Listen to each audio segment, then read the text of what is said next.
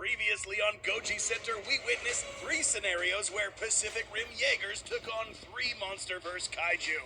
The result, utter destruction. But there's a lot more to endure. Now, after facing 3 terrestrial monsters, how would Pacific Rim Jaegers face airborne MonsterVerse Titans? Coming up, our Jaeger squadron, equipped with all sorts of weaponry, will square up against Titanus Rodan, Mothra, and the legendary Monster Zero. Will the Jaegers survive this time, or will there again be carnage? Find out and watch till the end as we witness Pacific Rim Jaegers versus MonsterVerse Titans Part 2. Before we begin putting Jaeger's strategy to the test, let's see if your strategic skills are up to par with the help of our sponsor, King of Avalon, a medieval fantasy mobile strategy game downloaded by 100 million people and available in the App Store and Google Play. In the game, your hometown was destroyed by the Unmelted, a creature who attacks anything warm-blooded. But you possess a dragon egg. Oh yes, and since you're the new lord in town, you're in charge of a ton of things like building your city, dispelling fog, and gathering resources. But you're at war, so to defend your city and win easily, you must summon and upgrade heroes, win tower defense battles, build and join alliances, and most importantly, raise your dragon to maturity and be sure to use him wisely in battle. In Frost and Flame, Hollywood star orders with the capability of flight. But not only that, some of these are capable of flying at extremely high speeds, automatically making these scenarios very difficult for the Jaegers to win. But there is some hope for the Jaegers this time. Before we reveal this edge, we must quickly recap the corporal build of these fighting machines. As mentioned previously, the weight of these Jaegers varied a lot depending on which official source you're looking at, but a more accurate figure is around the 7,000 ton mark. To put this into perspective, that's only around 300 to 400 tons short of the weight of the metal framing of the Eiffel Tower. So yes, that's pretty heavy. But compared against these kaiju, well, we have a problem. Fortunately for the Jaegers, 2 out of the 3 contestants are much lighter than the kaiju they faced in the previous episode. But will this be enough to pull off their first win? Up next, the Jaegers will face a Titan that will pick them apart if not careful. Number 1, Jaegers versus Rodan. In this scenario, our squadron of Jaegers will face a Titan infamous for its superb airborne combat abilities, fast speeds, and array of dangerous weapons. In order to have a good idea of the outcome of a fight between these 2 contestants, we need to compare their builds. On one end, a squadron of Jaegers, each weighing anywhere between 6,000 to 7,000 tons, and standing at an average height of 230 to 280 feet. Equipped with superheated blade weaponry, maces, guided missiles, and special melee weapons such as the Arc Whip. On the other end, we have Titanus Rodan, a biovolcanic monster with a massive wingspan of 871 feet, but dwarfed by the Jaegers in terms of standing height. Slouched at 154 feet, Rodan could potentially see this reduced if he stands more upright, but not enough to surpass the 280 feet mark. However, as mentioned earlier, MonsterVerse kaiju have a critical edge over any Jaeger. Weight.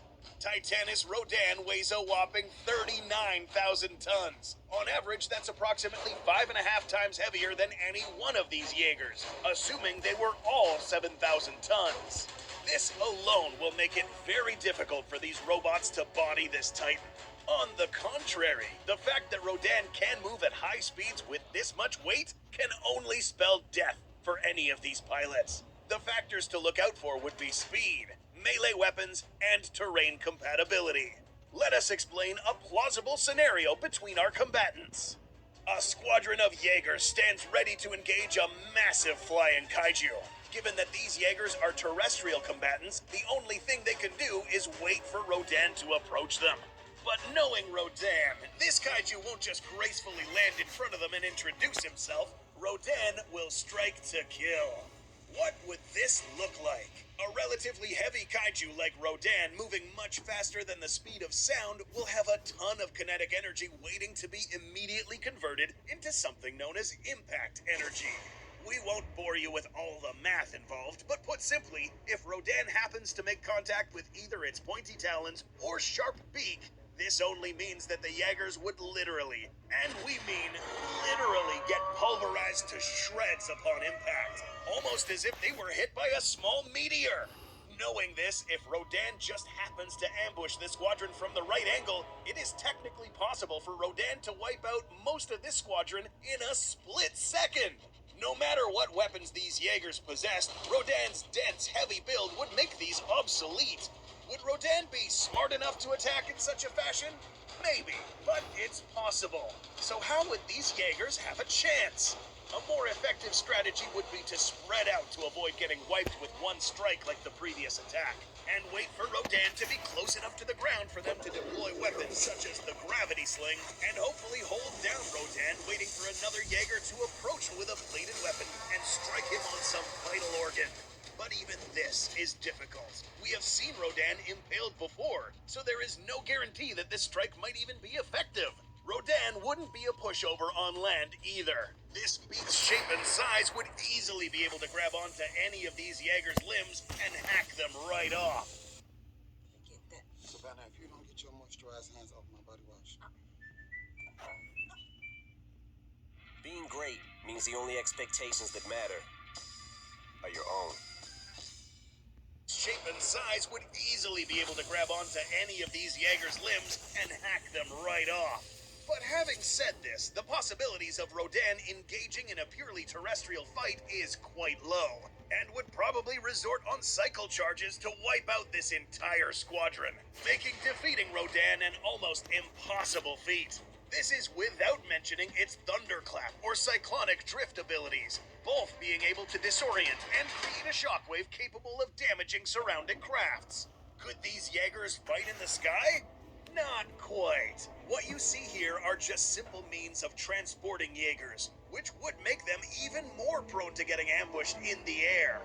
The next kaiju on this list fights differently and relies on other interesting sorts of weapons. Number 2, Jaegers versus Mothra. In this scenario, humanity finally found a way to piss off Mothra, and now the Queen of the Monsters turns against the human race and decides that they too must perish. But can humanity hold her off? There are 2 ways to handle this, and for this, we must know a little bit of Mothra's life cycle.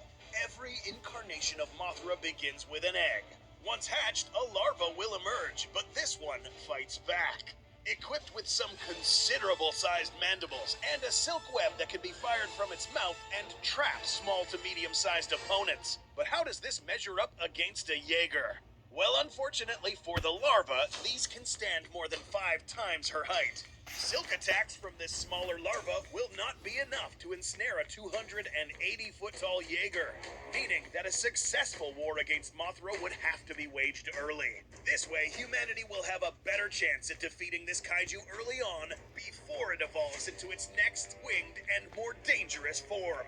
But what if humanity failed to find this egg early and now has to face off against a more mature Mothra?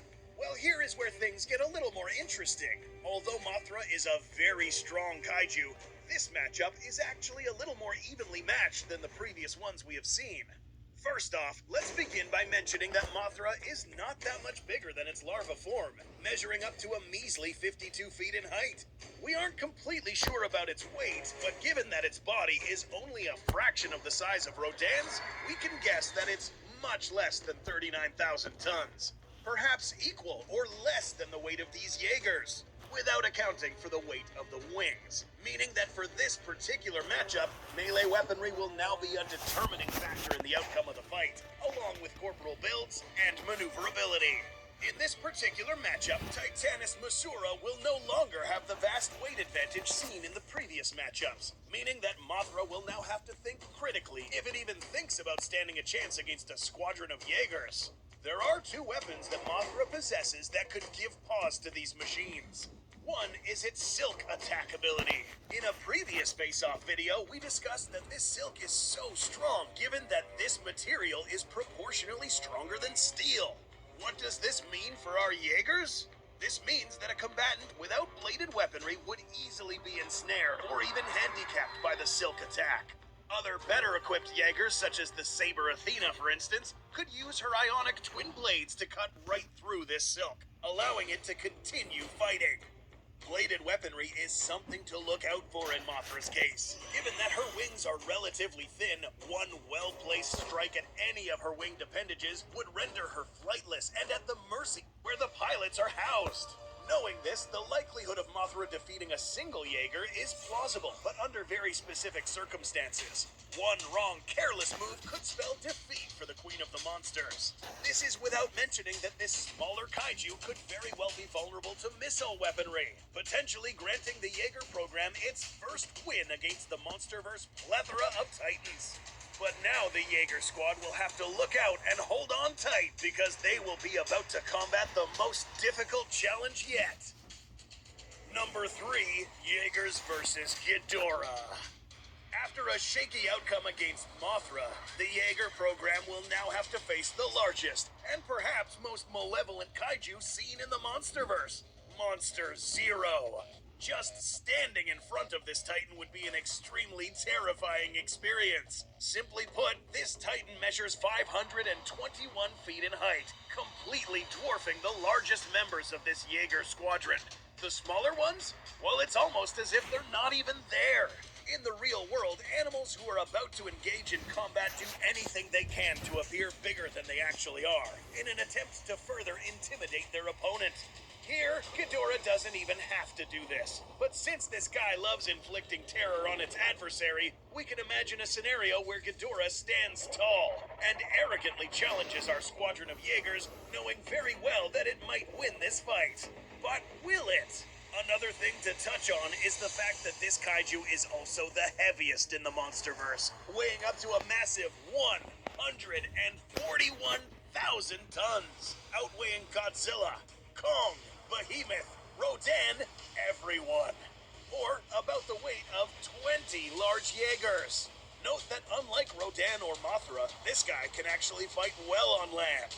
The factors to look out for are corporal builds, mobility, and special weapons and terrain. If you know anything about Monster Zero, you'll realize that this is no longer a fight. This is an execution, one which will be hard to escape from.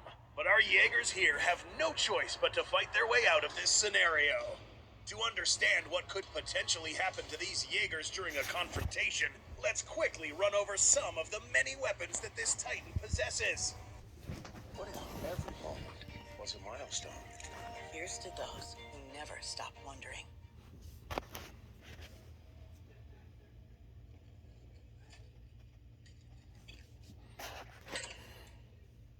During a confrontation, let's quickly run over some of the many weapons that this Titan possesses.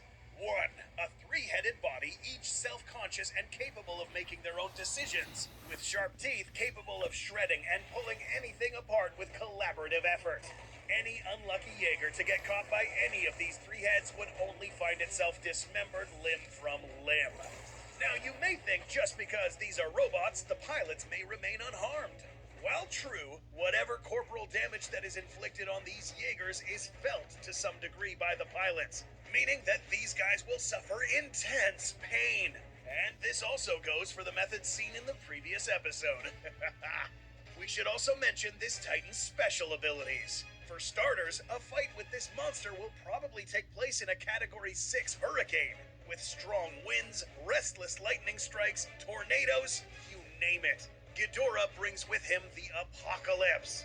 In addition to this guy can fire its infamous gravity beam from all three of its mouths directly into one target, causing severe burn damage, disintegrating any smaller creatures, and in this Jaeger's case, inflict superheated damage, and potentially fry their circuits, rendering these things useless. But does Ghidorah have to fire on these individually? No. If near a power source, Ghidorah could absorb this energy and amplify it, causing a chain lightning reaction capable of affecting all surrounding craft, critically damaging a large number of these at once. This may sound hopeless for the Jaegers, but you've seen nothing. An airborne Ghidorah would be much more lethal, as seen before with Rodan, a 141,000-ton Titan. Flying at 630 miles per hour would generate enough impact force to demolish anything under its feet. Will Ghidorah suffer from any melee damage? Perhaps, but as seen in the previous episode, these kaiju are in a league of their own in density and weight, meaning that any weapon strike would find it harder to penetrate. But not only that, these Jaegers are fighting Ghidorah. You know, the kaiju that can regenerate in seconds? Out of all of the Jaeger versus Titan matchups, this one would have potentially been the most difficult to survive from. Not only because of its melee capabilities, but because running away from this guy is almost impossible. Are there any other MonsterVerse kaiju that the Jaegers could actually defeat? Do you think the